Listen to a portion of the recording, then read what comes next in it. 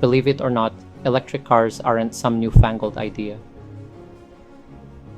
They've been around longer than you think. In fact, the first crude electric vehicles predate gasoline cars.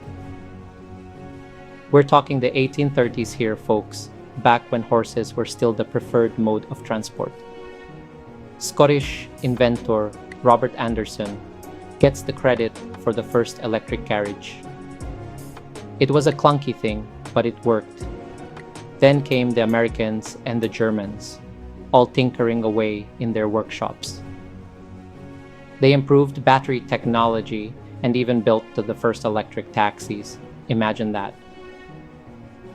By the dawn of the 20th century, electric cars were all the rage, especially in cities. They were quiet, didn't smell like a blacksmith's armpit, and were easy to drive. Women loved them. They were perfect for city driving, and some models could even go for 50 miles on a single charge. Not bad for the time, eh? So, what went wrong? Why were we all suddenly obsessed with petrol-guzzling monsters? Well, a few things happened. Henry Ford, that crafty American, figured out how to mass-produce cars, making them affordable for the average Joe. And guess what he was mass-producing? Yep, those noisy, smelly things. Then came the discovery of vast oil reserves. Suddenly, gasoline was cheaper than your nan's Sunday roast. Electric cars simply couldn't compete. They were more expensive to build and had a limited range. Plus, nobody had figured out how to quickly recharge those clunky batteries. The result? Electric cars were relegated to the dustbin of history. They became a quirky footnote in the annals of automotive history, a forgotten relic of a bygone era. Or so we thought. Fast forward to the 1970s, the oil crisis hit, and people started to realize that maybe, just maybe, relying on a finite resource wasn't the smartest idea. Electric cars, once dismissed as relics, suddenly looked like a good idea again. Enterprising companies, mostly small startups you've never heard of, started tinkering with electric car designs again. They were clunky and basic, but hey, they were a start.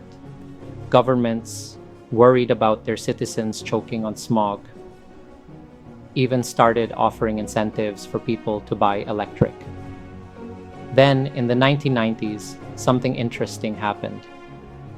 California, the land of sunshine and Hollywood, decided it had enough of all that smog. They introduced something called the Zero Emission Vehicle Mandate, forcing car manufacturers to build and sell electric cars. General Motors, not exactly known for its environmental conscience, even came out with the EV1. It was actually a decent car, but for some reason, they took them all back and crushed them. Conspiracy theories abound, but that's a story for another time. Section 4. Tesla powering the electric revolution in the 21st century. Now, let's talk about Tesla. You know, that company run by the bloke who also wants to send people to Mars. In the 2000s, when most car makers were still dragging their feet, Tesla burst onto the scene with the Roadster.